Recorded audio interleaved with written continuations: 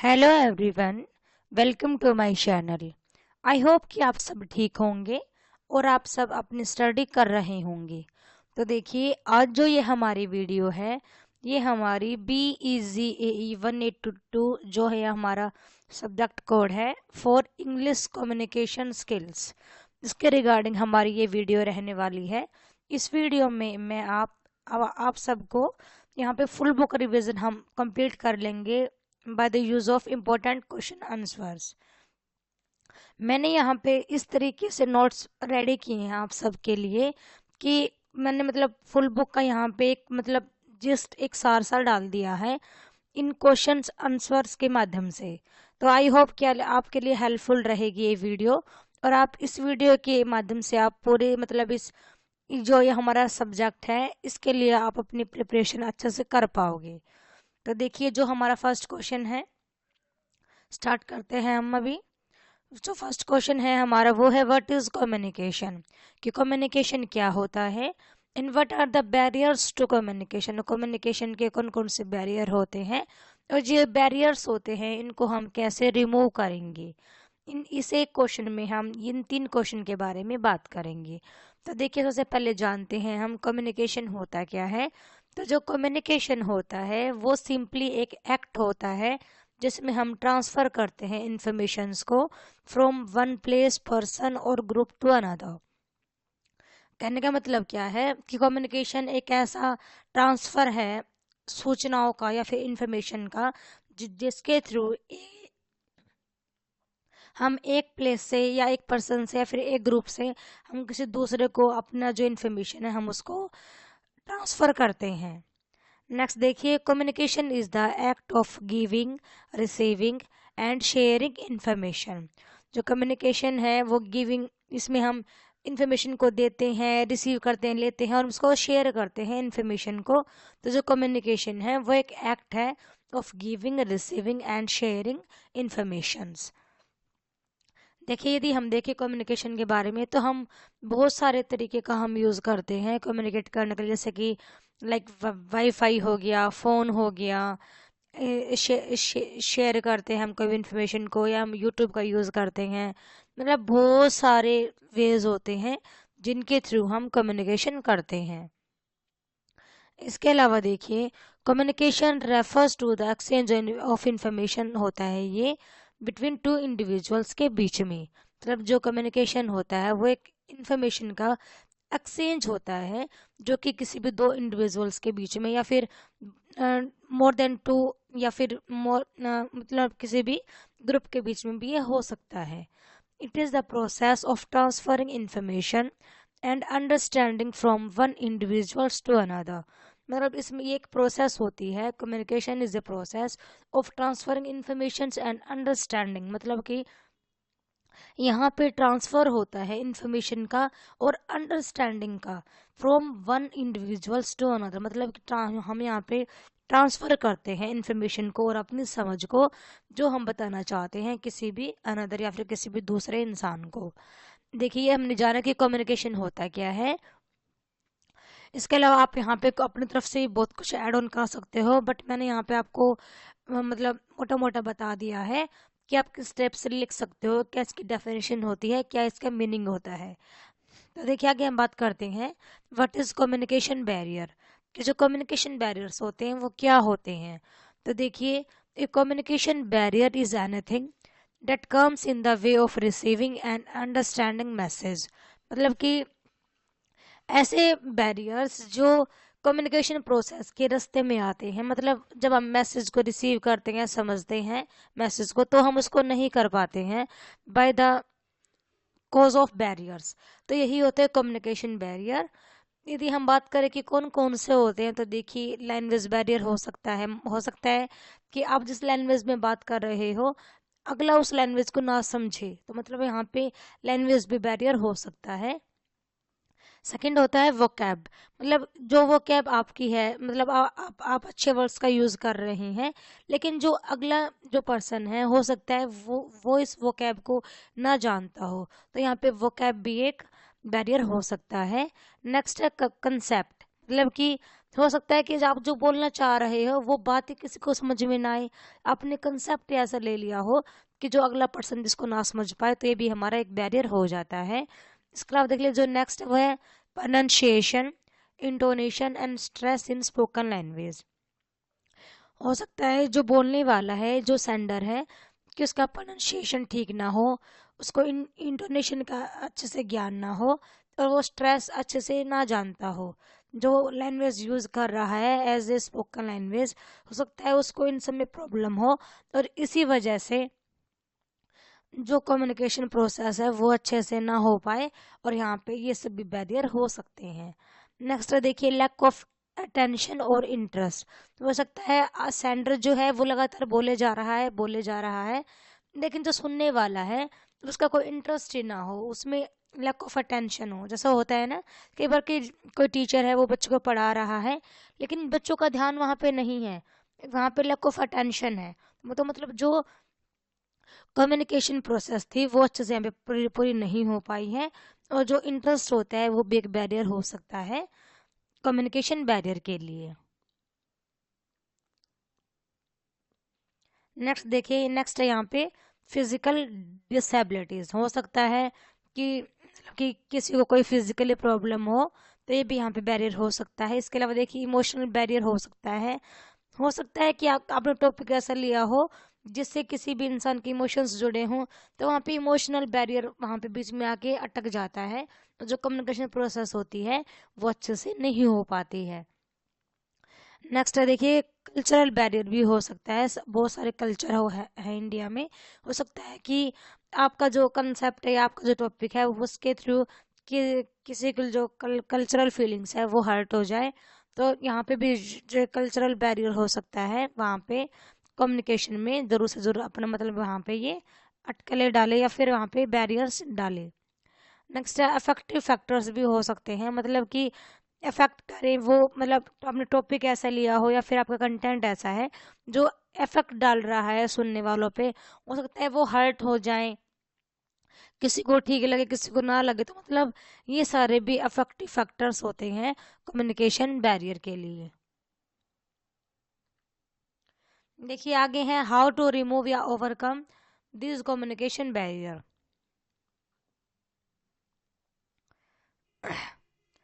इसमें फर्स्ट है idea should be clear before communication. Communication करने से पहले हमारा टॉपिक बिल्कुल क्लियर हो कि हम बताना क्या चाहते हैं, हम बोलना क्या चाहते हैं, ये सब हम पहले से ही सोच के रखें।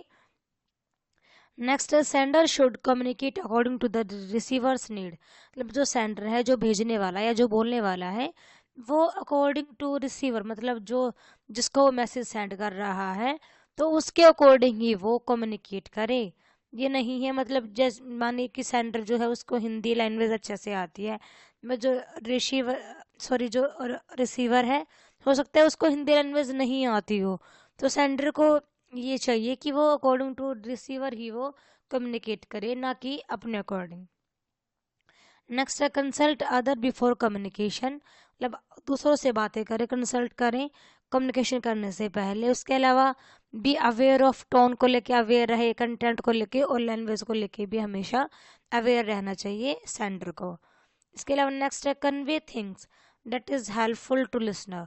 मतलब कि ऐसी बातें को लें या ऐसे टॉपिक्स को लें जो कि हेल्पफुल रहे, मतलब जो अच्छी या हेल्पफुल रहे, जो उसके लिए हेल्प करे लिसनर की सुनने में।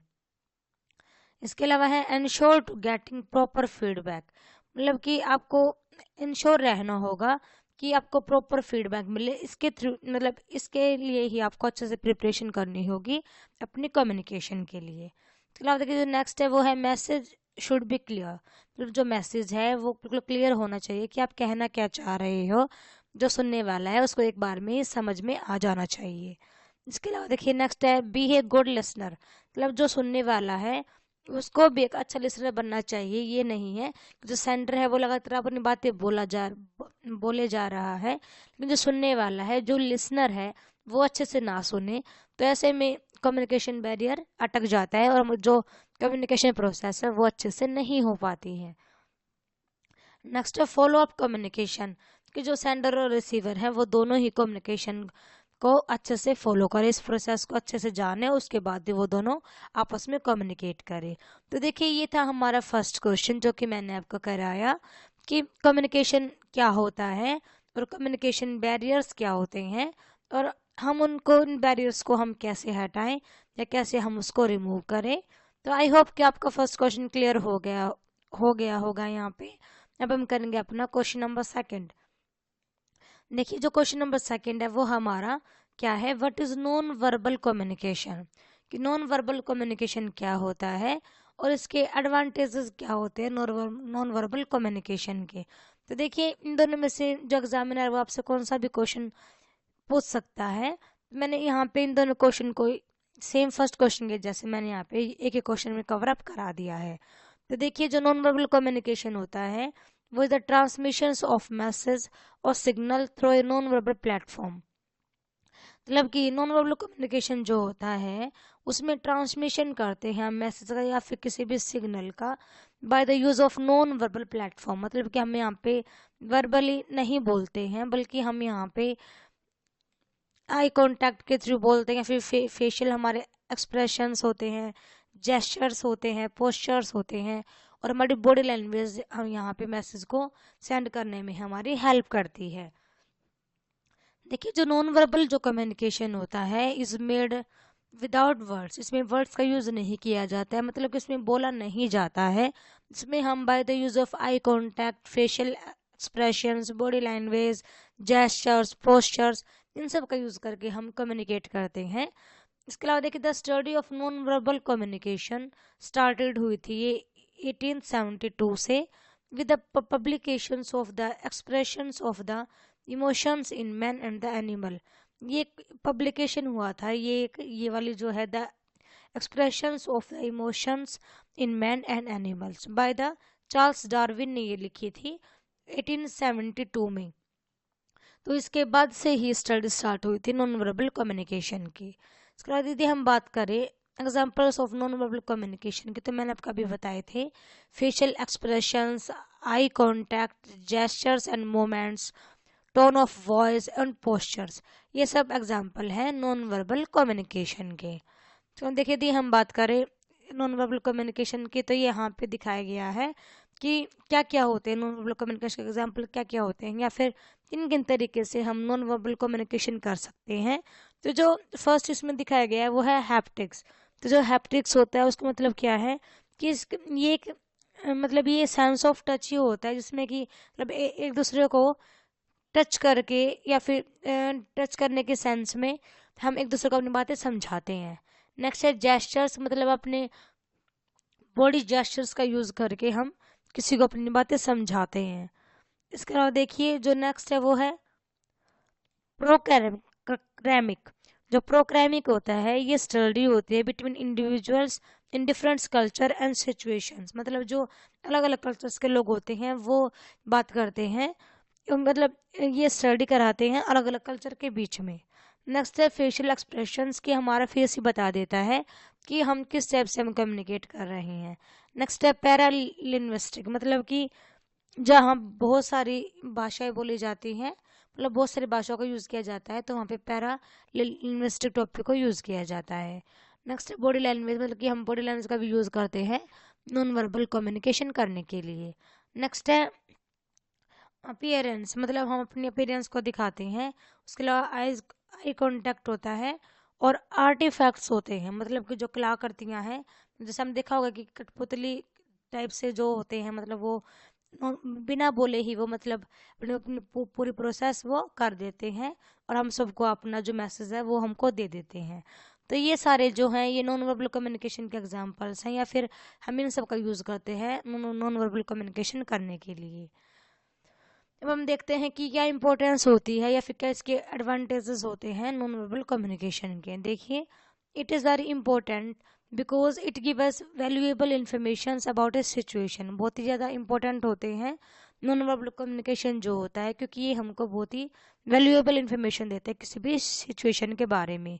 इसके अलावा देखिए ये कन्वे करता है एम्पैथी एंड इमोशंस को, मतलब ये हमदर्दी या फिर इमोशंस, मतलब जो इंसान के इमोशंस होते हैं उनको ये सहानुभूति देता है। इसके अलावा वर्क एफिशिएंसी को भी ये अच्छा करता है। जहाँ पे हमारा वर्क प्लेस है, यदि हम नॉन वर्बल कम्युनिकेशन को जानते हैं तो ये ऑब्वियस सी बात है कि हमारे वर्क प्लेस पे भी ये अपना अच्छा इफेक्ट डालेगा। नेक्स्ट है प्रॉपर इंटरप्रिटेशन, मतलब कि बिल्कुल अच्छे से ये व्याख्या करता है, अच्छे से बिल्कुल ये टॉपिक को हमको समझा देता है। इसके अलावा है अंडरस्टैंडिंग, अच्छी समझ पैदा हो जाती है। और इंस्ट्रक्टिव, स्वाभाविक, मतलब एक अच्छा एक नेचुरल सा नेचर हमको देखने को मिलता है bye the use of non verbal communication. तो देखिए ये हमने किया सेकंड क्वेश्चन जो कि था हमारा नॉन वर्बल कम्युनिकेशन के रिगार्डिंग, कि नॉन वर्बल कम्युनिकेशन होता क्या है और क्या इसकी इंपॉर्टेंस होती है या फिर क्या इसके एडवांटेजेस होती हैं। पहले मैं जाना था कि ये होता क्या है, फिर हमने देखे कि इसके एग्जाम्पल्स क्या क्या होते हैं। इसके अलावा फिर हमने देखी इसकी इम्पोर्टेंस। तो ये हमारा क्वेश्चन नंबर 2 यहाँ पे पूरा हो जाता है। आई होप कि आपको समझ में आ गया होगा। हम करेंगे अपना क्वेश्चन नंबर 3, देखिए जो कि ये है, right a short note on essential of A group discussion, कि एक ग्रुप डिस्कशन क्या होता है उसके बारे में हम बात करेंगे, क्यों ये ज़रूरी होता है एंड कैसे लैंग्वेज हमको यूज़ करनी चाहिए, कैसे हमारी टोन रहनी चाहिए जब हम मीटिंग को अटेंड कर रहे हैं और ऐसा कि हमको क्यों करना चाहिए। इसके अलावा देखिए कुछ मीटिंग एटिक्वेट्स होते हैं, वो क्या होते हैं जब हम किसी मीटिंग को अटेंड कर रहे हैं, तो इसके बारे में ही हमारा ये वाला टॉपिक है। तो अब हम स्टार्ट करते हैं हमारा क्वेश्चन नंबर 3 जो कि हमारा है मीटिंग के बारे में या फिर ग्रुप डिस्कशन के बारे में। तो देखिए group discussion is a group of individuals who share a similar interest को जो दिखाते हैं, जो गैदर होते हैं, फॉर्मली भी हो सकते हैं और इनफॉर्मली भी ये हो सकते हैं, to discuss idea and solve problems and make comments. मतलब कि ग्रुप डिस्कशन होता है, एक ग्रुप होता है इंडिविजुअल्स का जो कि शेयर करते हैं अपने इंटरेस्ट को, जो इकट्ठे होते हैं, हो सकता है वो फॉर्मली गैदर हुए हों या फिर हो सकता है कि वो इनफॉर्मली इकट्ठे हुए हों किसी भी टॉपिक पे डिस्कस करने के लिए, किसी भी प्रॉब्लम को सोल्व करने के लिए या फिर अपने अपने व्यूज देने के लिए। तो देखिए यदि हम देखें तो एक ग्रुप डिस्कशन के लिए यदि हम चाहते हैं कि जो हमारी ग्रुप डिस्कशन है वो बहुत ही सक्सेसफुल रहे, तो उसके लिए हमको कुछ इम्पोर्टेंट पॉइंट्स होते हैं जो कि नीड होती है कि हम उनको अच्छे से देखें।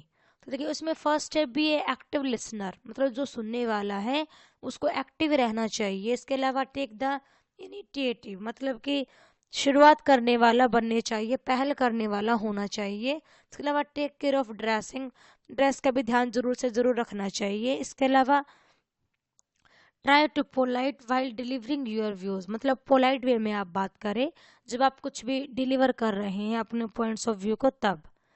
इसके अलावा देखिए यहाँ पे आप देख सकते होंगे ग्रुप डिस्कशन में ये सारे भी आप में क्वालिटीज होनी चाहिए, जैसे कि कम्युनिकेशन स्किल्स हो गया, प्रॉब्लम सॉल्विंग स्किल हो गई, social skill and behaviour, listening abilities, team work, leadership skill, general awareness, confidence और पोलाइटनेस। तो ये सब जो मतलब क्वालिटीज़ हैं आपके अंदर होनी चाहिए, यदि आप ग्रुप डिस्कशन में भाग ले रहे हो तो आप में ये सब होना बहुत ज़्यादा ज़रूरी है। इसके अलावा देखिए be accurate to your thoughts, मतलब कि आप अपने थॉट्स को लेके बिल्कुल श्योर रहे कि जो मेरे थॉट्स है बिल्कुल वो एक्यूरेट है, बिल्कुल वो करेक्ट है। इसके अलावा है do not interrupt when other speak, अगर जब दूसरे बोल रहे हैं तो उनके बीच में आप डिस्टर्ब ना करें, उनको आप बीच में ना रोकें ना टोकें। इसके अलावा देखिए try to understand the group discussion topic, कि यूज़ करें आप डिस्कशन टॉपिक को अंडरस्टैंड, मतलब कि आप कोशिश करें अंडरस्टैंड करने की ग्रुप टॉपिक को, कि क्या कहना क्या चाहता है हमारा टॉपिक, हम किस टॉपिक पे बात कर रहे हैं, तो इसके बारे में ही हमको अच्छे से समझ होनी चाहिए। इसके अलावा देखिए speak up with confidence in the group discussion, मतलब यदि आप स्पीक कर रहे हैं, आप बोल रहे हैं ग्रुप डिस्कशन में, तो आप ट्राई करें कि you should speak with confidence, कि आप बिल्कुल फुल कॉन्फिडेंस के साथ आप बोलें ग्रुप डिस्कशन में। तो देखिए इस क्वेश्चन में हमने किया कि ग्रुप डिस्कशन होता क्या है और कौन कौन से हमको कुछ मीटिंग एटिक्वेट्स होते हैं या फिर कुछ क्या होता है जिनका हमको ध्यान रखना होता है। तो मैंने आपको कराया इस क्वेश्चन में ये, आई होप कि आपको समझ में आ गया होगा।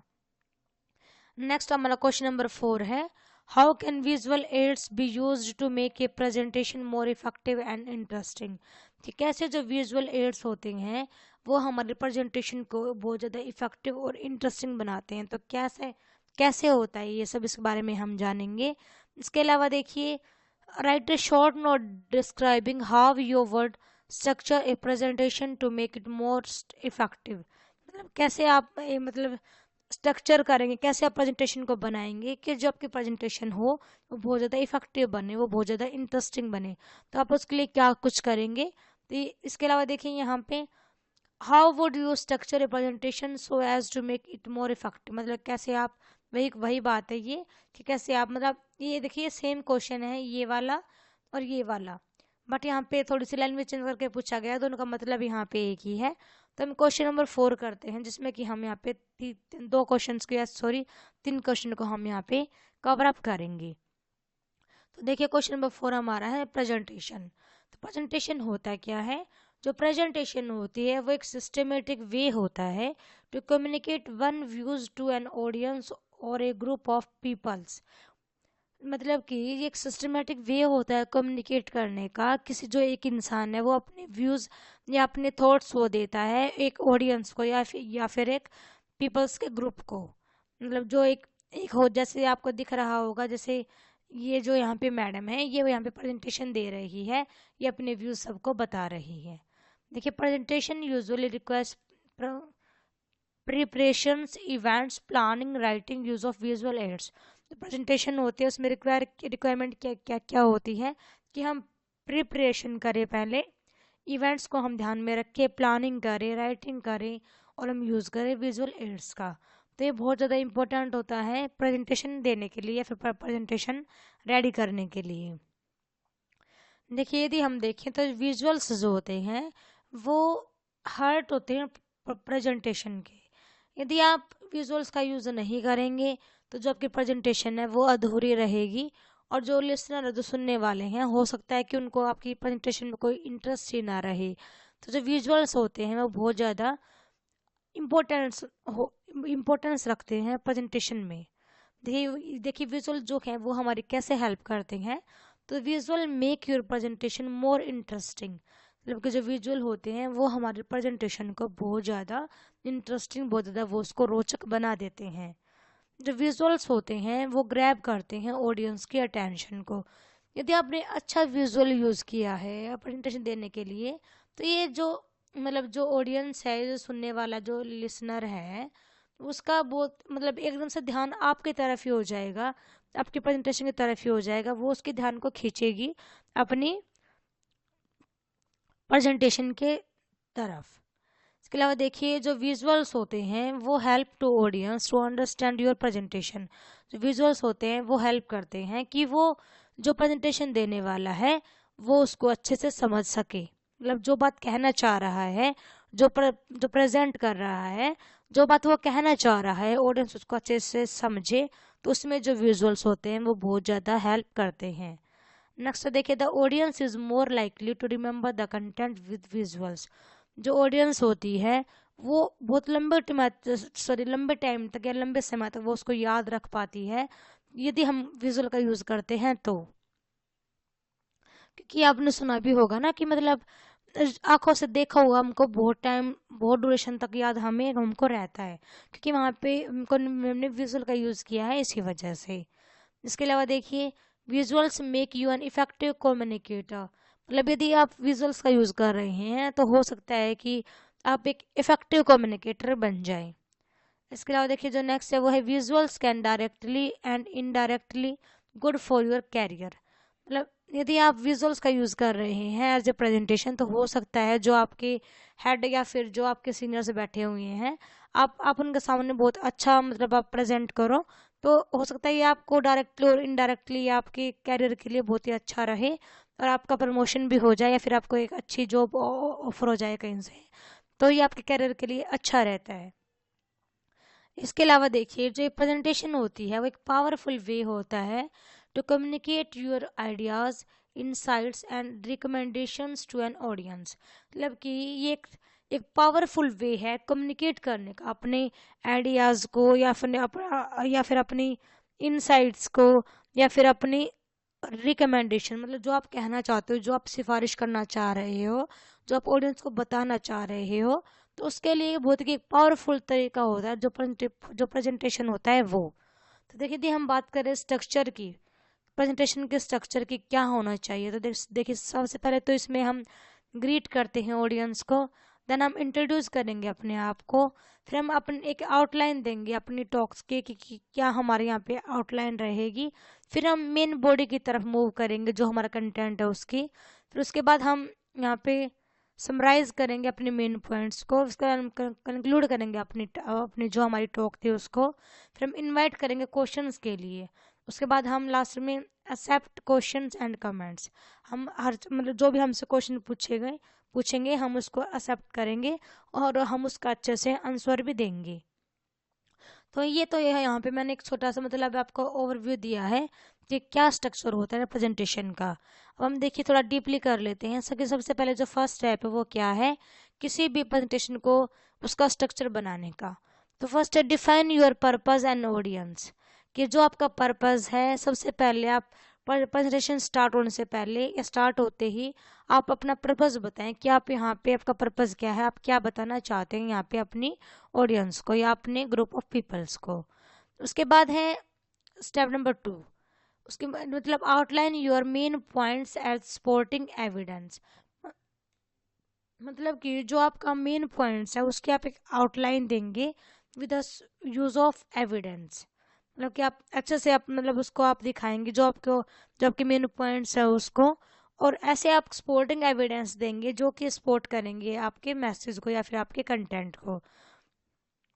इसके अलावा देखिए नेक्स्ट जो आप मतलब आप पढ़ सकते हो इसमें, बट मैं यहाँ पे आपको पॉइंट पॉइंट बता रही हूँ कि क्या हमारे स्ट्रक्चर होने चाहिए, क्योंकि मैं आपको बता रही हूँ मेन पॉइंट्स, तो इसमें भी आप बना के अच्छे से आप लिख सकते हो। इसके अलावा आप यहाँ से पढ़ के भी आप अच्छे से आइडिया ले सकते हो। तो देखिए जो स्टेप नंबर 3 है वो design your visuals and aids, मतलब आपने जो अपने विजुअल्स आपको यूज़ करने हैं, फिर जो आप एड्स आप यूज़ करोगे अपने प्रेजेंटेशन को डिज़ाइन करने के लिए, वो बिल्कुल इंटरेस्टिंग होने चाहिए, वो बिल्कुल क्लियर होने चाहिए। जो आप यूज़ कर रहे हो अपनी प्रेजेंटेशन को इन्हेंस करने के लिए, तो वो बिल्कुल क्लियर होने चाहिए। इसके अलावा जो स्टेप नंबर 4 है वो हमारा क्या है, देखिए prepare your notes and script, कि अपने आप नोट्स बनाए, अपने स्क्रिप्ट बनाए जिसको आप एज ए टूल यूज़ करेंगे जब आप अपना मैसेज डिलीवर कर रहे होंगे, अपने प्रेजेंटेशन को जब आप दे रहे होंगे, तो उस टाइम पे आप बिल्कुल कॉन्फिडेंस और फ्लुएंसी के साथ बोलो। तो इसके लिए आपको शॉर्ट नोट्स और स्क्रिप्ट आपको बनानी ज़रूर चाहिए। तो देखिए जो नेक्स्ट है वो है रिहर्स योर प्रेजेंटेशन, कि जो आपकी प्रेजेंटेशन है उसकी आपको बार बार उसकी आपको प्रैक्टिस करनी चाहिए, आपको उसको बोल बोल के उसको देखना चाहिए, आपको उसकी रिहर्सल करनी चाहिए, क्योंकि यदि आप ऐसा करोगे तो आपको पता चल जाएगा कि मतलब कहाँ पे मेरे को बोलने में प्रॉब्लम आ रही है, या फिर कैसे मतलब कौन सी मतलब बॉडी लैंग्वेज का हम कैसे यूज़ करेंगे, किस टाइम पे हमारा आई कांटेक्ट क्या रहेगा। तो मतलब यदि आप एक बार उसकी रिहर्सल कर लोगे तो आपको प्रॉब्लम नहीं आएगी। नेक्स्ट है step number 6, deliver your presentation, मतलब फिर आप अपना प्रेजेंटेशन दीजिए अच्छे से, बिल्कुल कॉन्फिडेंस के साथ, बहुत ही एक अच्छे इम्पैक्ट के साथ, और उसके अलावा उसके जो भी अपने नोट्स वगैरह या स्क्रिप्ट आपने तैयार की है उसका भी आप बीच बीच में आप यूज़ कर सकते हो। इसके अलावा आपको जो आपकी वॉइस है, बॉडी लैंग्वेज है, आई कांटेक्ट है, विजुअल जो एड्स आपने यूज़ किए हैं उसको आप अच्छे से वहाँ पे परफॉर्म कीजिए, उन सब का आप अच्छे से यूज़ करते हुए अच्छे से सब कुछ बताइए। तो ये देखिए ये था हमारा क्वेश्चन नंबर 4 जो कि हमने किया प्रेजेंटेशन के बारे में, कैसे कौन कौन से स्टेप्स होते हैं जिनको हमको यूज़ करते हैं प्रेजेंटेशन को बनाते टाइम पे।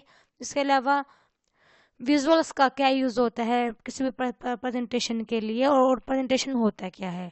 तो हमने यहाँ पे क्वेश्चन नंबर 4 का अपना कंप्लीट कर लिया है, जिसमें कि हमने इन 3 क्वेश्चनों के बारे में बात की। तो आई होप कि आपको पूरा समझ में आ गया होगा कि प्रेजेंटेशन होता क्या है और इसमें विजुअल्स का क्या रोल होता है, विजुअल्स कैसे हेल्प करते हैं, और स्ट्रक्चर क्या होता है किसी भी प्रेजेंटेशन का। तो हमने यहाँ पे ये 3 क्वेश्चनों को इस एक क्वेश्चन में कवर अप कर लिया है। तो अब हम करेंगे अपना क्वेश्चन नंबर 5, देखिए जो कि है what do you understand by the term interpretive reading, क्या होती है इंटरप्रेटिव रीडिंग, और एग्जांपल्स भी हमको इसके देने हैं। इसके अलावा देखिए, explain any two faulty reading habits noticed among second language learners, कि कौन कौन सी ऐसे मतलब कोई फॉल्टी रीडिंग हैबिट्स होती हैं जो कि जो सेकेंड लैंग्वेज लर्नर होते हैं उनको फेस करनी पड़ती है, उसके बारे में हम बात करेंगे। इसके अलावा what is the difference between reading for literary meaning and interpretive reading, मतलब क्या डिफरेंस होता है लिटरेरी मीनिंग में और इंटरप्रेटिव रीडिंग में। इसके अलावा देखिए, reading involves complex cognitive skill, जो रीडिंग होती है उसमें इन्वॉल्व होती है कोग्निटिव स्किल कॉम्प्लेक्स, मतलब कैसे होती है, तो यहाँ पे हमको इसको बताना है अच्छे से एग्जाम्पल का यूज करके। तो देखिए, सबसे पहले है इंटरप्रेटिव रीडिंग। तो इंटरप्रेटिव रीडिंग क्या होती है, मतलब कि यदि हम बात करें इंटरप्रेटिव वर्ड की, तो जो इंटरप्रेटिव वर्ड है उसका मतलब होता है व्याख्या करना, मतलब किसी चीज़ को डीपली बताना। तो यहाँ पे हम बात कर रहे हैं इंटरप्रेटिव रीडिंग की।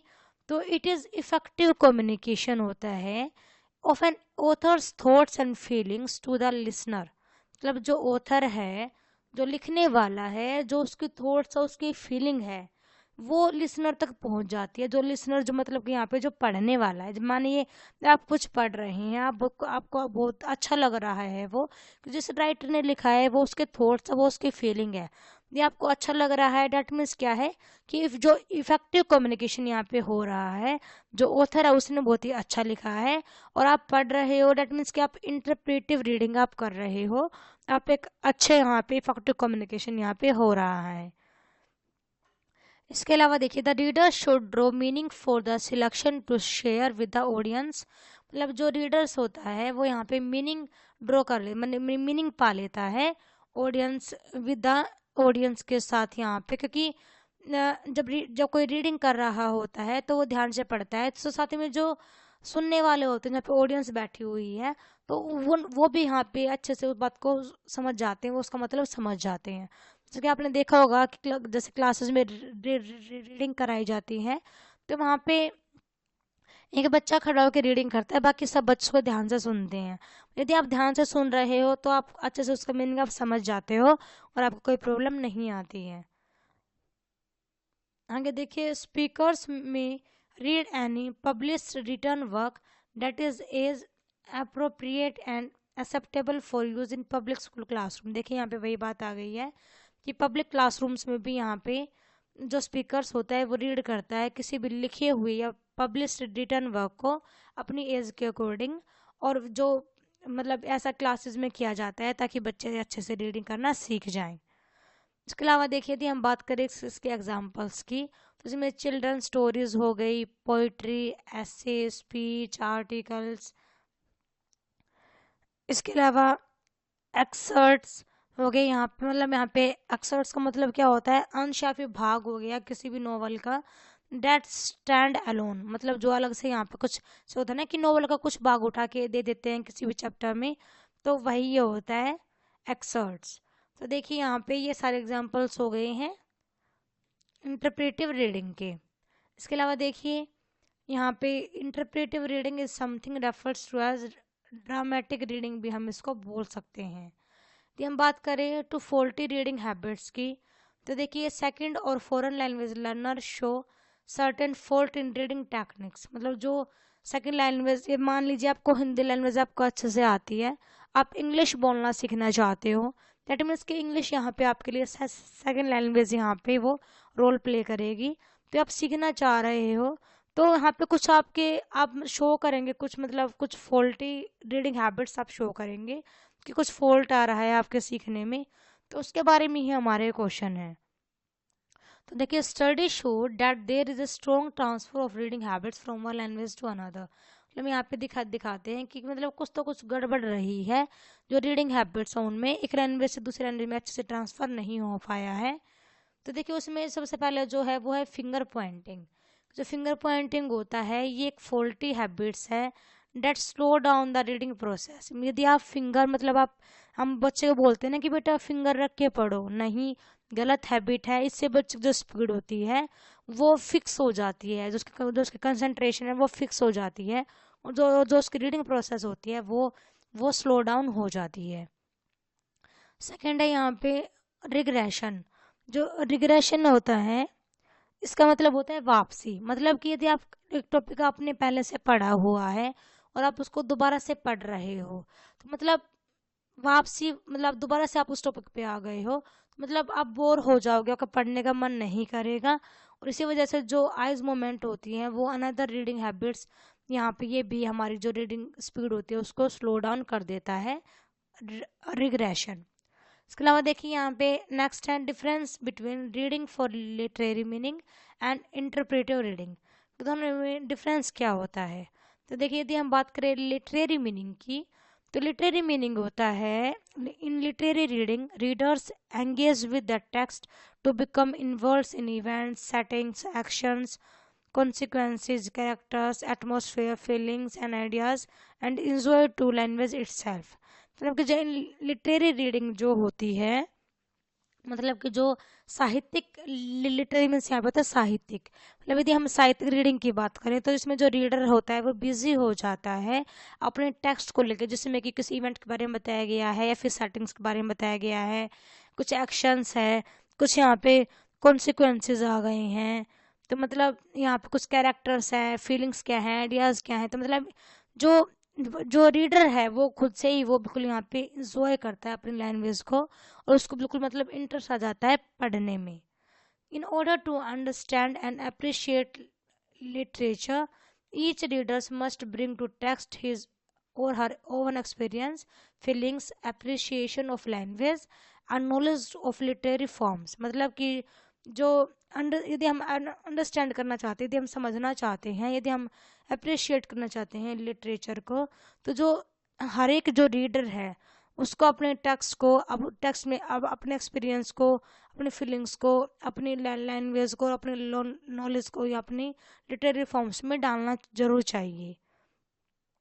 इसके अलावा देखिए for young readers literature can offers the opportunity to explore situations and feelings that have been yet not yet encountered. मतलब कि जो यंग रीडर्स हैं उनको जो हमारा जो लिटरेचर है वो उनको अपॉर्चुनिटी देता है, वो उसको अवसर देता है कि वो एक्सप्लोर करे अपनी सिचुएशंस के बारे में या अपनी फीलिंग्स के बारे में, जिनके बारे में वो अच्छे से, जिनका उन्होंने सामना नहीं किया है उनके बारे में भी वो अच्छे से जान सके। उसके बाद यहाँ पे नेक्स्ट टॉपिक है वो है इंटरप्रेटिव रीडिंग क्या होती है। तो देखिए जो इंटरप्रेटिव रीडिंग होती है, मैंने आपको पहले ही बताया था अभी थोड़ी देर पहले, कि जो इंटरप्रेटिव रीडिंग होती है वो एक इफेक्टिव कम्युनिकेशन होता है ऑथर्स के थॉट्स का और उसके फीलिंग्स का किसी भी लिसनर के लिए। इसके अलावा देखिए जो रीडर होता है वो should draw meanings from selections to share with the audience. मतलब ये अपनी सिलेक्शन करता है कि मेरे को शेयर क्या करना है अपने ऑडियंस के साथ, वो मतलब वो अपना यहाँ पे मीनिंग ट्रांसफर करना चाहता है जो रीडर है वो। इसके अलावा जो स्पीकर है वो अपने कुछ पब्लिश रिटर्न वर्क को वो रीड करता है अपनी एज के अकॉर्डिंग और उसको वो एक्सेप्ट करते हैं, उसका यूज़ किया जाता है पब्लिक स्कूल क्लासरूम में। इसके अलावा देखिए जो इंटरप्रेटिव रीडिंग है इसमें is an approach in teaching reading enhance the fluency and comprehension through using of expressions, phrasing, reading rate and smoothness। मतलब जो इंटरप्रेटिव रीडिंग होती है ये एक अप्रोच है जिसमें कि टीचिंग जो रीडिंग है उसको इन्हेंस किया जाता है, उसकी फ्लुएंसी को या फिर जो यूज़ ऑफ एक्सप्रेशंस है उसको, फिर जो रीडिंग रेट है उसको, स्मूथनेस को, इन सब को यहाँ पे इन्हेंस किया जाता है इंटरप्रेटिव रीडिंग के माध्यम से। इसके अलावा देखिए reading involves complex cognitive skills. जो रीडिंग होती है उस वो एक कोग्निटिव स्किल कैसे है, तो देखिए reading is a complex cognitive process of decoding symbols in order to construct और डिराइव मीनिंग। रीडिंग कॉम्प्रिहेंशन कि रीडिंग होती क्या है, तो रीडिंग एक कोग्निटिव कॉम्प्लेक्स प्रोसेस होती है जिसमें कि सिंबल्स को डिकोड किया जाता है किसी भी मीनिंग को निकालने के लिए, मीनिंग को प्राप्त करने के लिए। Reading is a meaning of language acquisition, communication and sharing of information and idea. अब रीडिंग जो है उसके मीनिंग क्या है कि लैंग्वेज के बारे में सीखना, कम्युनिकेशन करना और इंफॉर्मेशन और आइडियाज़ को शेयर करना, ये रीडिंग का मतलब होता है। तो देखिए यहाँ से भी आप पढ़ सकते हो रीडिंग के बारे में कि रीडिंग होती क्या है। इसके अलावा देखिए यदि हम बात करें like all languages it is complex interaction between the text and the reader। मतलब यहाँ जो टेक्स्ट और जो रीडर है इन दोनों के बीच में एक कॉम्प्लेक्स इंटरेक्शन होती है जब हम रीडिंग की बात करते हैं, तो जो कि शेप देती है by the readers prior knowledge को, उसके एक्सपीरियंस को, एटीट्यूड्स को और उसके लैंग्वेज कम्युनिटीज को, which is cultural and social situated. मतलब जो उसके लैंग्वेज उसकी कम्युनिटी है, चाहे वो कल्चर से रिलेटेड हो या फिर वो सोशल हो, तो उन सब के बारे में यहाँ पे वो एक अच्छे से शेप देती है रीडर की प्रायर नॉलेज को। तो देखिए आगे क्या है, जो रीडिंग प्रोसेस है उसमें रिक्वायर कंटिन्यूस प्रैक्टिस की हमको नीड होती है, डेवलपमेंट्स की यूज़ होती है, रिफाइनमेंट की यूज़ होती है। इसके अलावा in addition reading requires creativity and critical analysis. तो आप रीडिंग कर रहे हो तो आपको रीडिंग करने के लिए आपके अंदर बहुत सारी आपके अंदर क्वालिटीज़ होनी चाहिए, लाइक क्रिएटिविटी, क्रिटिकल एनालिसिस, इसके अलावा प्रैक्टिस हो गई, डेवलपमेंट होगी, रिफाइनमेंट हो गया, तो ये सारी चीज़ें आपके अंदर होनी चाहिए। तो यहाँ पे हमने किया क्वेश्चन नंबर 5, जिसमें कि हमने जाना कि जो रीडिंग है वो एक कॉम्प्लेक्स कोग्निटिव स्किल कैसे है। इसके अलावा हमने जाना इंटरप्रेटिव रीडिंग और लिटरेरी मीनिंग के बीच में डिफरेंस क्या होता है। फिर हमने जाना कोई भी दो फॉल्टी हैबिट्स के बारे में, जब जो सेकंड लैंग्वेज लर्नर होता है वो फेस करता है इन सभी हैबिट्स को। इसके अलावा इंटरप्रेटिव रीडिंग होती क्या है, तो हमने यहाँ पे किया क्वेश्चन नंबर 5, जो कि मैंने आपको पूरा यहाँ पे कवर अप करा दिया है। आई होप कि आपको समझ में आ गया होगा। अब हम करेंगे अपना नेक्स्ट क्वेश्चन, जो कि हमारा है क्वेश्चन नंबर 6। तो देखिए क्वेश्चन नंबर 6 हमारा क्या है, what are homonyms and homophones. कि होमोनियम्स क्या होते हैं और होमोफोन्स क्या होते हैं, दोनों के हमको एग्जांपल देके मैं आपको समझाऊंगी। तो देखिए होमोनियम्स जो होते हैं they are pronounce the same word, मतलब सेम वर्ड होगा और डिफर इन मीनिंग, मीनिंग जो होगा वो अलग होगा, जो स्पेल्ट होगी वो सेम होगा और प्रोनाउंसिएशन भी यहाँ पे इसका सेम होगा।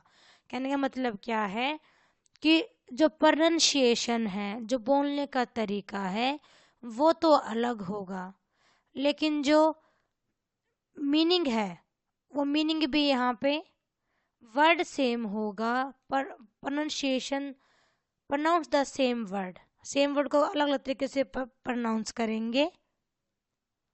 नहीं, एक मिनट रुकिए, देखिए मैं आपको एग्जांपल के तरीके से बताती हूँ। जैसे वर्ड है बाय और बाय, इसके अलावा देखिए बैट, एक तो बैट चमगादड़ होता है और एक बैट खेलने वाला बैट होता है। तो मतलब बोला तो हमने सेम बैट, मतलब प्रोनाउंसिएशन सेम है, स्पेलिंग भी सेम है, बट ओनली यहाँ पे मीनिंग चेंज होगा होमोनियम्स में। आपको समझ में आ गया होगा, मैं आपको दोबारा से बताती हूँ। देखिए जैसे वर्ड है यहाँ पे ट्रंक, ट्रंक वर्ड हो गया, स्पेलिंग सेम रहेगी, प्रोनाउंसिएशन भी सेम रहेगा, बट जो मीनिंग है, क्योंकि एक ट्रंक तो होती है हाथी की सूंड और एक होता है पेड़ का तना, तो मतलब मीनिंग दोनों का अलग अलग है, बट प्रोनाउंसिएशन सेम रहेगा, स्पेल भी सेम रहेगी। तो ये होते हैं homonyms.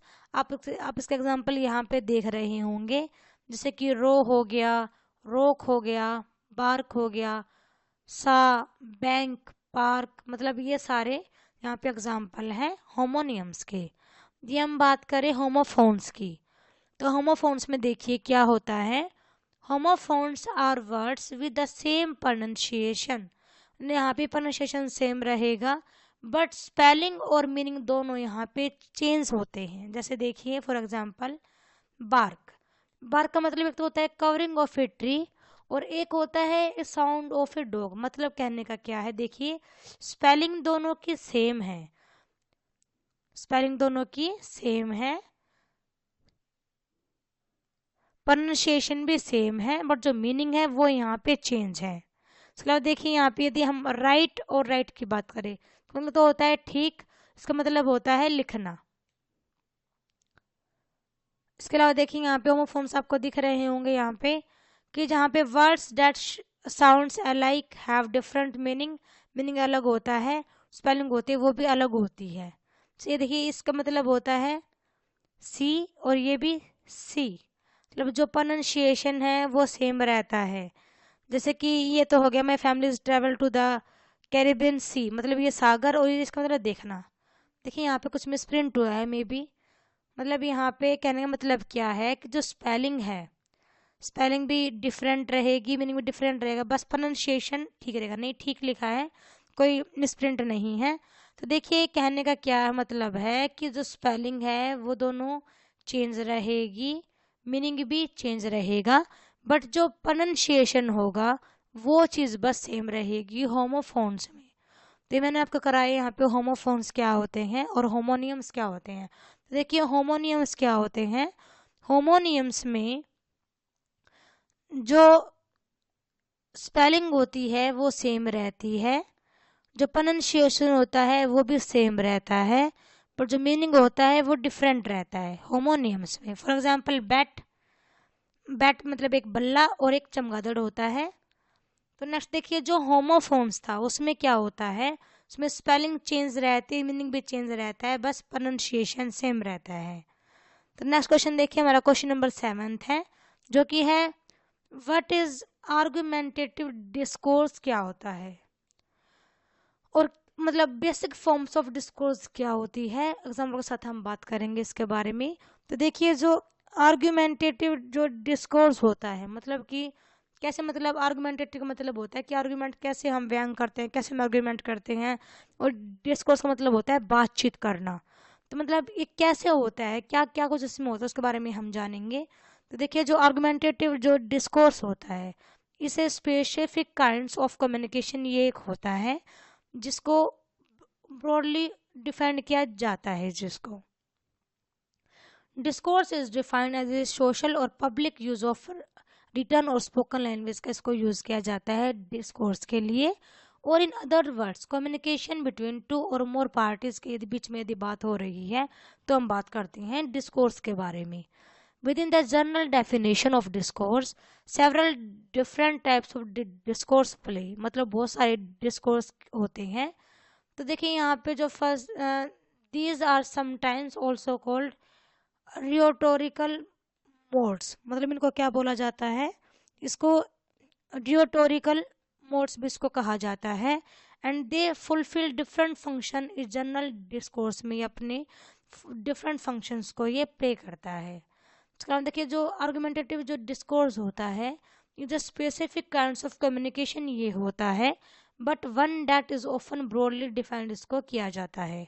Discourse is defined as a social और पब्लिक यूज ऑफ रिटर्न और spoken language. In other words, ये दो पार्ट के बीच में, मतलब यहाँ पे दोबारा से प्रिंट हो गया है ये यहाँ पे देखिए, सॉरी फॉर डैट। इसके बाद अलावा यदि हम बात करें बेसिक फॉर्म ऑफ डिस्कोर्स की, तो देखिए यहाँ पे 4 टाइप्स यहाँ पे बताई गई हैं, narrative, description, exposition and arguments. 4 type यहाँ पे दिखाई गई है, इसके बारे में मैं आपको बताती हूँ। देखिए मोड ऑफ डिस्कोर्स यहाँ पे 4 बताए गए हैं। फर्स्ट है narrative, second descriptive, third expository और फोर्थ परसुएसिव। तो देखिए यहाँ पे जो फर्स्ट है नैरेटिव, तो नैरेटिव, सॉरी, सबसे पहले यहाँ पे आर्गुमेंटेटिव बताया गया है।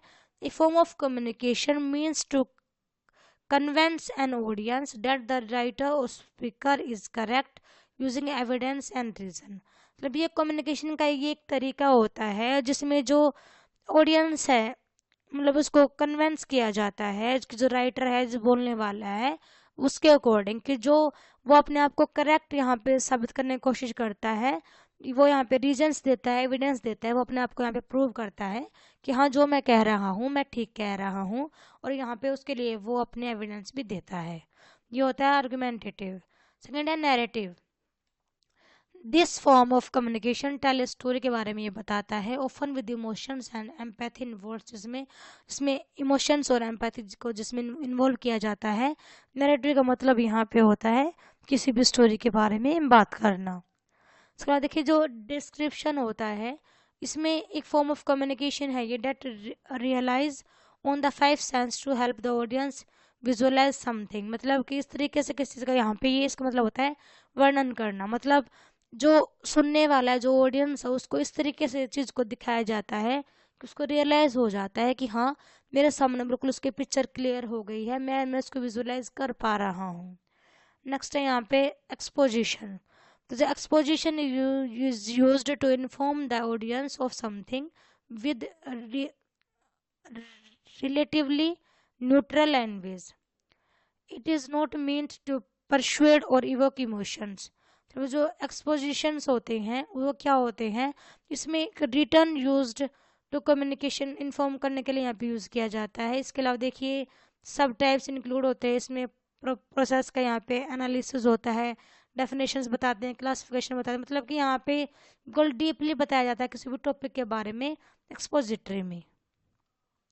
तो देखिए यहाँ पे हमारा जो क्वेश्चन नंबर 7 था वो हमने पूरा कर लिया है, जो कि थर्ड की डिस्कोर्स क्या होता है और आर्गुमेंटेटिव डिस्कोर्स क्या होता है और कौन कौन से इसके टाइप होते हैं, बेसिक फॉर्म कौन कौन सी होती है डिस्कोर्स की। तो मुझे यहाँ पे टोटल इसकी 4 टाइप बताई गई हैं, तो मैंने आपको पे बता दिया है। तो आई होप कि आपको समझ में आ गया होगा। हम करेंगे अपना क्वेश्चन नंबर 8। देखिए व्हाट इज स्केमेटा, कि स्केमेटा क्या होता है। स्केमेटा का मतलब होता है योजना बनाना या किसी ढांचा। देखिए इसका रोल क्या होता है रीडिंग में, तो स्केमेटा बोलते किसे और उसका क्या रोल होता है। तो देखिए schemata is a plural of schema, जो स्केमेटा होता है उस वो स्कीमा की प्लूरल फॉर्म होती है।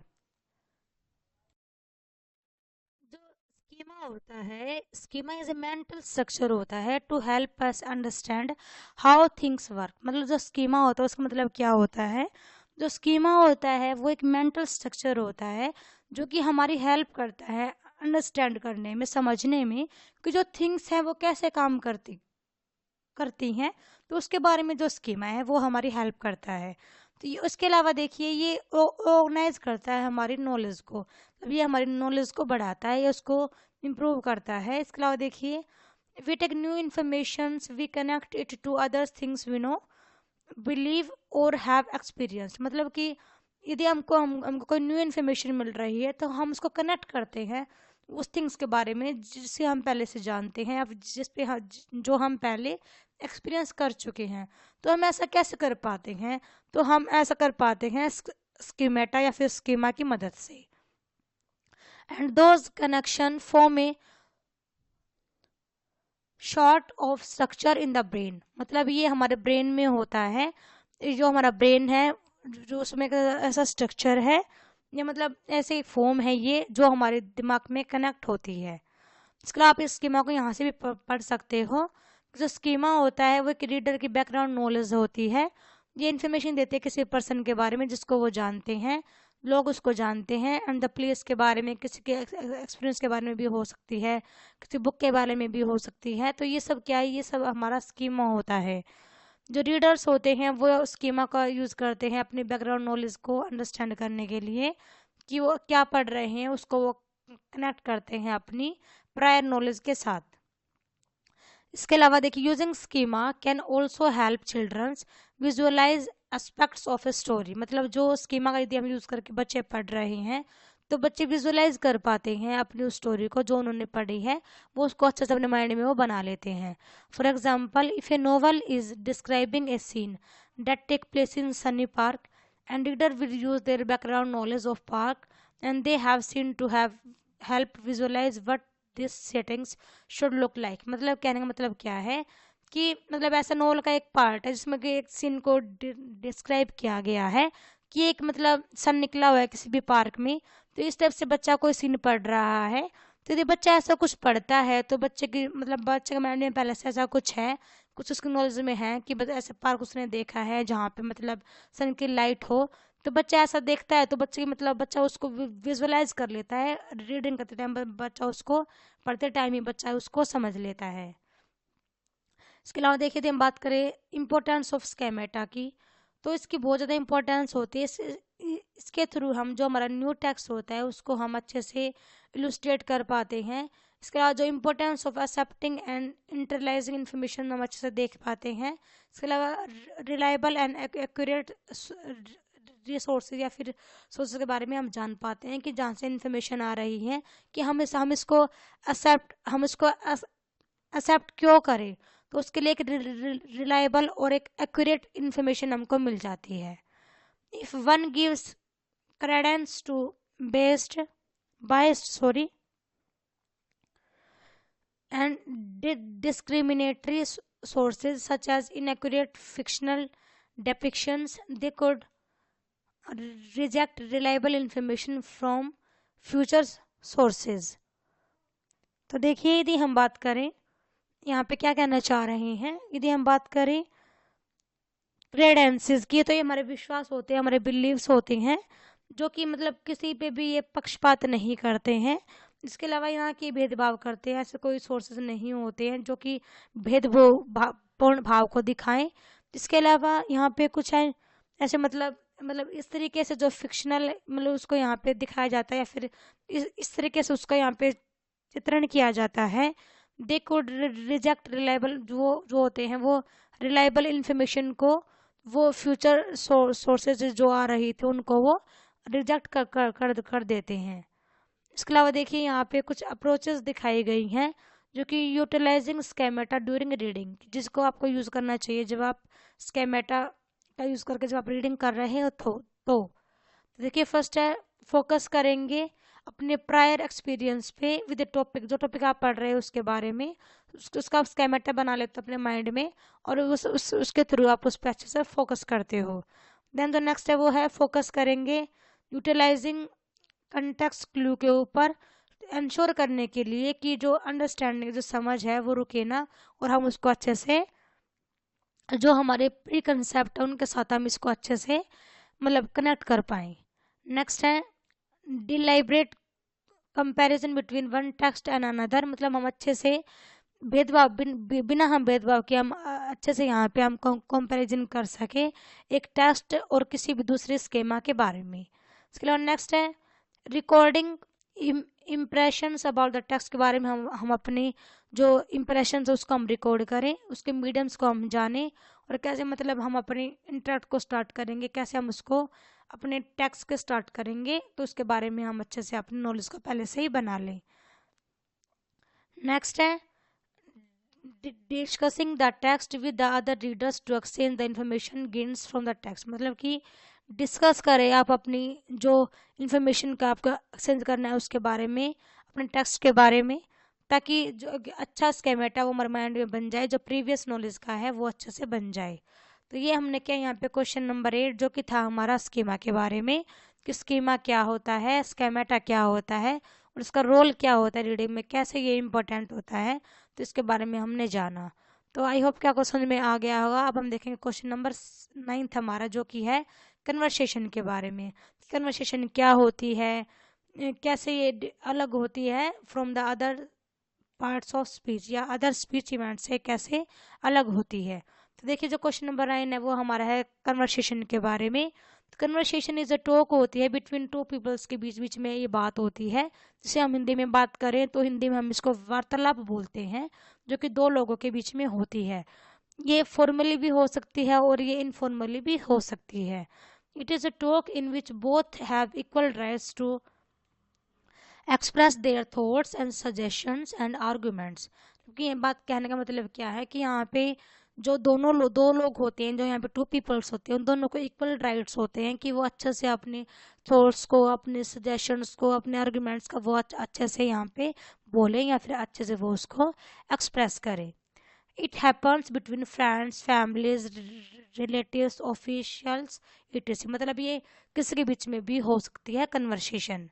इसके अलावा देखिए कन्वर्सेशन हेल्प करती है हमारी सोशलाइजेशन में।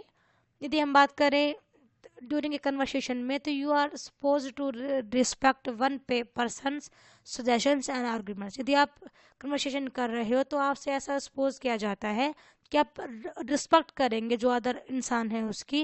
इसके अलावा आप अच्छे से आप उसकी बातों को सुनेंगे, और आप एक अच्छे लिसनर बन के रहेंगे। इसके अलावा देखिए यहाँ पे appreciation and acceptance along with self control and resistance are also important in a conversation। जो चार चीज़ें बताई गई है, appreciation, acceptance, self control, resistance, इस चारों बहुत ज़्यादा इंपॉर्टेंट होती हैं कन्वर्सेशन के लिए। यदि हम बात करें इसके कैरेक्टर स्किल्स की, तो देखिए क्या होते हैं इसके, क्या इसकी इम्पोर्टेंस है। तो देखिए be respectful, appreciate other thinking. जो दूसरा बोलने वाला है या जो दूसरा सुनने वाला है, हम उसको अच्छे से, हम उसकी रिस्पेक्ट करें, हम उसको अप्रिशिएट करें। नेक्स्ट है बी प्रिपेयर्ड, अच्छे से प्रिपेयर करके यहाँ पाए, अपने टॉपिक पे आप अच्छे से फोकस करके रहें। इसके अलावा देखिए एक्टिवेट बैकग्राउंड नॉलेज को आप अच्छे से एक्टिवेट करें और अच्छे से आप कनेक्शन बनाएं। इसके अलावा देखिए एक एक्टिव लिसनर आपको बन के रहना चाहिए कि जो बोल रहा है मैं उसको अच्छे से सुनूं, जो बोल रहे हो वो आपको बिल्कुल क्लियर बोलना चाहिए, स्पीक क्लियरली, ताकि दूसरे जो है वो अच्छे से समझ सके, इसीलिए। इसके अलावा एनक्वायर एंड प्रोब, मतलब आप अच्छे से जांच करें, अच्छे से आप जांच पड़ताल करें अपनी कन्वर्सेशन करने से पहले। इसके अलावा शो कॉम्प्रीहेंशन, अच्छे से समझ आप दिखाएं, अच्छे से आप अंडरस्टैंडिंग करें, कंट्रोल आप सेल्फ कंट्रोल करके रहें, अच्छे से आप बातचीत करें।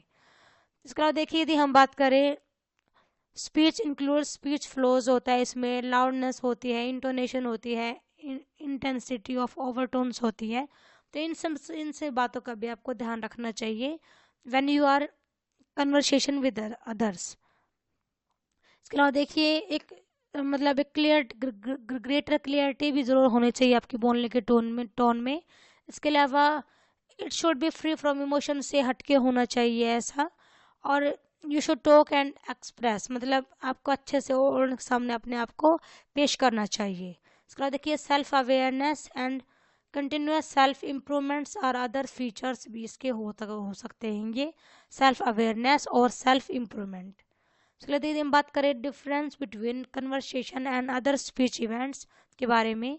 तो व्हेन टू और more people talk in turns, जो दो लोग टर्न्स में बात करते हैं एक दूसरे से, तो उसको हम कन्वर्सेशन कहते हैं। वही जो स्पीच होता है, speech is one where a single person talk to a group of peoples. Speech क्या होता है, आप सबने दिया होगा, आपने सबने सुना भी होगा कि जब एक सिंगल पर्सन खड़ा होकर बोलता है और पीपल्स का ग्रुप उसको सुनता है, और जो लोग होते हैं, दूसरे जो लोग होते हैं, वो स्पीच के एंड तक कुछ भी नहीं बोलते हैं, वो चुपचाप उसकी बात को सुनते हैं। तो ये तो होता है स्पीच और ये होती है कन्वर्सेशन। इसके अलावा देखिए स्पीच में जो स्पीकर होता है एंड द ऑडियंस होती है, उसमें यहाँ पे क्लियर डिफरेंस दिखाया गया है कि जो speaker usually stand in the front of addressing the audience, तो जो स्पीच में जो बोलने वाला जो स्पीकर होता है वो सबके सामने खड़ा होता है, वो ऑडियंस के सामने बिल्कुल खड़ा होकर बोलता है। और जो स्पीच होता है उसमें फॉर्मल लैंग्वेज का यूज़ किया जाता है।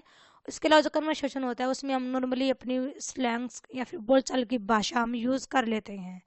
इसके अलावा देखिए जो मेन डिफरेंस होता है इन दोनों के बीच में वो क्या होता है कि conversation take place in between two और मोर पीपल्स, के बीच में कन्वर्सेशन की जाती है, in which every peoples have equal rights to speak and involve in it. हम कन्वर्सेशन की बात कर रहे हैं तो ये टेक प्लेस करती है दो और ज़्यादा लोगों के बीच में, जहाँ पे दोनों को ही इक्वल राइट्स होते हैं कि वो अच्छे से बोले, अच्छे से अपनी बातों को बताएं। लेकिन यदि हम बात करें वहीं स्पीच की, तो speech only one person speak in the front of everyone else, everyone does not have equal rights to speak. किसी को यहाँ पे बराबर में बोलने का हक नहीं होता। यदि कोई स्पीच दे रहा है तो सिर्फ जो पर्सन फ्रंट में खड़ा है सिर्फ वही बोलेगा, उसी को स्पीक करने का राइट है, otherwise nobody can speak. तो ये क्वेश्चन था हमारा क्वेश्चन नंबर 9, जो कि हमने जाना कि स्पीच क्या होता, स्पीच कैसे अलग होता है कन्वर्सेशन से, और कन्वर्सेशन क्या होती है और क्या इसके कैरेक्टर स्किल्स होते हैं उसके बारे में हमने जाना। हम करेंगे अपना नेक्स्ट क्वेश्चन जो कि है how many types of barrier of communication, कौन कौन से टाइप्स होते हैं कम्युनिकेशन बैरियर्स के, और socio psychological barriers of communication क्या होते हैं, या फिर सिमेटिक और लिंग्विस्टिक बैरियर्स क्या होते हैं। तो देखिए यदि हम बात करें बैरियर्स की, इसके बारे में थोड़ा सा हमने फर्स्ट क्वेश्चन में बताना था कि बैरियर्स क्या होते हैं, कैसे उसको रिमूव किया जाता है, तो उसके बारे में ही ये लॉन्ग क्वेश्चन है। तो देखिए कम्युनिकेशन इज डिफरेंट, पहले हम जानते हैं कम्युनिकेशन होता क्या है। तो बताया था कि ये इन्फॉर्मेशन होती है, एक प्रोसेस होती है जिसमें कि इन्फॉर्मेशन को एक्सचेंज किया जाता है किसी भी मीडियम का यूज़ करके। इसके अलावा कम्युनिकेशन में सेंडर होता है, मैसेज होता है, और एक रिसीव करने वाला रेसिपिएंट होता है। इसके अलावा आप पढ़ सकते हो यहाँ पे कि जो कम्युनिकेशन प्रोसेस है वो नेवर स्मूथ क्योंकि यहाँ पे बैरियर्स ऑफ कम्युनिकेशन बीच में आ जाते हैं। तो जो बैरियर ऑफ कम्युनिकेशन होते हैं वो इनकरेक्ट इन्फॉर्मेशन को बार भेज देते हैं या फिर मिस कम्युनिकेशन हो जाता है बैरियर्स ऑफ कम्युनिकेशन की वजह से। देखिए यहाँ पे दिखाया गया है कुछ इफेक्टिव कम्युनिकेशन के बैरियर्स कौन कौन से होते हैं। तो देखिए जो फर्स्ट है वो है सिमेटिक बैरियर्स, सेकंड है psychological barriers, third organizational barrier, fourth cultural barriers, fifth physical barrier and six psychological barrier. तो देखिए इन बैरियर्स के बारे में बात करेंगे। जो फर्स्ट होता है जो सिमेटिक बैरियर जो होता है वो देखिए क्या होता है। जो सिमेटिक बैरियर होता है इसको हम लैंग्वेज के बैरियर के बारे में भी जानते हैं, मतलब हम इसको लैंग्वेज बैरियर भी बोल सकते हैं कि मतलब इसमें क्या होता है कि जो एक सेंडर होता है जो रिसीवर होता है उनमें कुछ इम्प्रॉपर कम्युनिकेशन हो जाता है ड्यू टू लैंग्वेज। तो इसमें मतलब हो सकता है कि जो मैसेज की जो क्वालिटी हो वो अच्छी ना हो, इस वजह से ऐसा हुआ हो, या फिर क्लियरिटी ना हो इस वजह से ऐसा हुआ हो, या फिर कुछ टेक्निकल लैंग्वेज हो इस वजह से ऐसा हुआ हो। तो मतलब जो सिमेटिक बैरियर्स होता है उसमें हम बात करते हैं लैंग्वेज के बारे में। इसके अलावा जो साइकोलॉजिकल बैरियर है वो उस बैरियर में जो बैरियर होता है ये play an important role in interpersonal communication में, ये अच्छा रोल प्ले करता है as the state of the mind of a sender. मतलब जो स्टेट होती है सेंडर की, जो भेजने वाला जो उसके माइंड की एक जो उसका जो स्टेट है उसके माइंड की जो उसकी दशा है, और जो एक रिसीवर है उसमें मतलब उसको डिफ़िकल्ट हो जाता है उसको अंडरस्टैंड करने में इन्फॉर्मेशन को जो कोई देना चाहता है उसको, और इसी वजह से मिसअंडरस्टैंडिंग हो जाती है। मतलब कहने का मतलब क्या है कि जो भेजने वाला जो सेंडर है और जो रिसीव करने वाला रिसीवर है, कई बार ऐसा हो जाता है कि भेजने वाले के माइंड में कुछ और मैसेज चल रहा है, मतलब उसका जो इनसाइड जो मीनिंग है वो कुछ और है, बट जो रिसीवर है जो रिसीव करने वाला है वो उसका मीनिंग कुछ और ही समझ लेता है। तो इसकी वजह से जो जो इन्फॉर्मेशन थी वो अच्छे से कन्वे नहीं हो पाई है और मिसअंडरस्टैंडिंग हो जाती है। चलो देखिए यहाँ पे दिखाया गया कि मतलब क्या क्या हो सकते हैं बैरियर्स। यहाँ पे जो साइकोलॉजिकल बैरियर्स होते हैं इनको भी आप अच्छे से डीपली पढ़ सकते हो, मैंने यहाँ पे ऐड ऑन कर रखा है, बट मैंने यहाँ पे आपको इन शॉर्ट में बता रही हूँ। नेक्स्ट है यहाँ पे ऑर्गेनाइजेशनल बैरियर्स। देखिए बहुत सारे बैरियर्स ऐसे होते हैं जो कि किसी ऑर्गेनाइजेशन से ये रिलेट होते हैं, जैसे कि उसका स्ट्रक्चर्स, रूल्स क्या हैं, रेगुलेशंस क्या हैं, मतलब ये सारे इफेक्ट डालते हैं जो कि रिलेशंस को भी इन्फ्लुएंस करते हैं।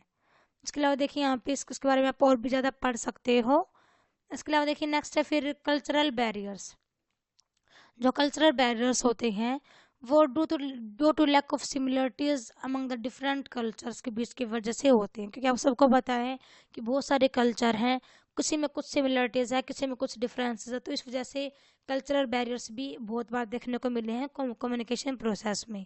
क्योंकि जो एक कल्चर के लोग होंगे हो सकता है वो दूसरे कल्चर से डिफर हों, और हो सकता है कि होता ही है थोड़े बहुत मतलब मैच होता है, बट बिल्कुल अलग अलग कल्चर के तो अलग अलग ही होते हैं, तो इस वजह से बैरियर बन जाता है। नेक्स्ट है फिजिकल बैरियर्स। तो जो फिजिकल बैरियर होता है वो उसमें क्या होता है कि जब बात की जाती है जैसे कि फॉल्टी इक्विपमेंट्स की, नॉइज़ की, क्लोज डोर के कैबिन्स की, मतलब क्या क्या फिजिकल बैरियर्स क्या है, मतलब कि कैसे इम्प्रॉपर कम्युनिकेशन की वजह से होता है। तो इन सब के बारे में फिजिकल बैरियर्स यहाँ पे कम्युनिकेशन प्रोसेस में बाधा डालता है। इसके अलावा देखिए यदि हम बात करें साइकोलॉजिकल बैरियर्स की, तो साइकोलॉजिकल बैरियर्स जो होता है उसमें जो सेंडर रिसीवर होता है उसमें कम्युनिकेशन में कुछ प्रोसेस में कुछ प्रॉब्लम आ जाती है, वो अच्छे से नहीं समझ पाता है। हो सकता है कि जो मतलब डिसलेक्सिया प्रॉब्लम से या कुछ नर्व्स डिसऑर्डर से मतलब उसको हो रखा हो, जो सुनने वाला है जो रिसीवर है उसको कुछ भी मतलब हियरिंग प्रॉब्लम हो या फिर किसी को स्पीच प्रॉब्लम हो, तो इनकी वजह से भी साइकोलॉजिकल बैरियर्स बीच में आ जाते हैं, जो कम्युनिकेशन प्रोसेस है वो बीच में रुक जाती है। तो ये हमने आज अपनी यहाँ पे पूरे मैंने आपको 10 क्वेश्चन कराए हैं। तो आई होप कि आपको समझ में आए होंगे मेरे ये 10 क्वेश्चंस, क्योंकि मैंने इन 10 क्वेश्चन के माध्यम से मे भी आपको 20 क्वेश्चन तो आराम से करा दिए होंगे, क्योंकि मैंने एक क्वेश्चन में यहाँ पे 4-5 या 2-3 क्वेश्चन को ऐड ऑन कर रखा है। तो आज हमने टोटल यहाँ पे 10 क्वेश्चन किए हैं। तो इन 10 क्वेश्चन के माध्यम से मैंने आपको यहाँ पे फुल बुक रिविजन करा दी है bye the use of this important question with answer. तो आई होप कि आपके लिए हेल्पफुल रही होगी वीडियो, क्योंकि मैंने यहाँ पे पूरी कोशिश की है कि मैं आपको यहाँ पे अच्छे से मतलब कवर अप करा दूँ पूरे सिलेबस जैसे एक वीडियो में ही, क्योंकि अब इतना टाइम मतलब आप पढ़ते भी नहीं हो कि आप चाहते हो कि इस एक वीडियो के करके आपका काम चल जाए, आपके अच्छे से मार्क्स आ जाएं। तो मैं यहाँ पे आपको विश्वास दिलाती हूँ कि आप यदि इस वाले कंटेंट को पूरा याद कर लेते हो तो आप ऑब्वियसली आप अपने एग्ज़ाम में अच्छे मार्क्स आप आराम से ले आओगे, ये मैं आपको विश्वास दिलाती हूँ। इसके अलावा मैं इसी वाले सब्जेक्ट कोड के यहाँ मैं आपको अपने चैनल पे क्वेश्चन आंसर मतलब जितने भी जब प्रीवियस ईयर पेपर हुए हैं मैं कोशिश करूँगी कि मैं आपको सबका आपको सॉल्यूशन प्रोवाइड करा दूँ। तो उसके रिगार्डिंग भी प्रिपरेशन अभी चली हुई है, काम जारी है। तो आपको जल्दी से जल्दी सारे क्वेश्चन पेपर के सॉल्यूशन भी आपको मिल जाएंगे। तो आज की हमारी वीडियो यहाँ पे मैं रोकती हूँ, हमारा कंटेंट पूरा हो गया है। तो आज हमने किया है बी इजी AE 182 जो हमारा ये सब्जेक्ट कोड था, इंग्लिश कम्युनिकेशन स्किल नाम से ये हमारी बुक थी। तो मैंने आज यहाँ पे आपको टोटल 10 क्वेश्चन कराए हैं। तो इन 10 क्वेश्चन के माध्यम से मैंने आपको यहाँ पे फुल बुक रिविजन करा दी है। तो आई होप कि आपको समझ में आया होगा मेरा कंटेंट और आपके लिए हेल्पफुल रही होगी मेरी वीडियो। यदि आपको ज़रा सी भी हेल्प मिल रही है तो प्लीज़ मेरी वीडियो को लाइक करें, ज़्यादा से ज़्यादा हमारी वीडियो को शेयर करें ताकि और सबकी भी हेल्प हो जाए, और हमारे चैनल को ज़्यादा से ज़्यादा आप सब सब्सक्राइब करें। Thanks everyone, thanks for watching.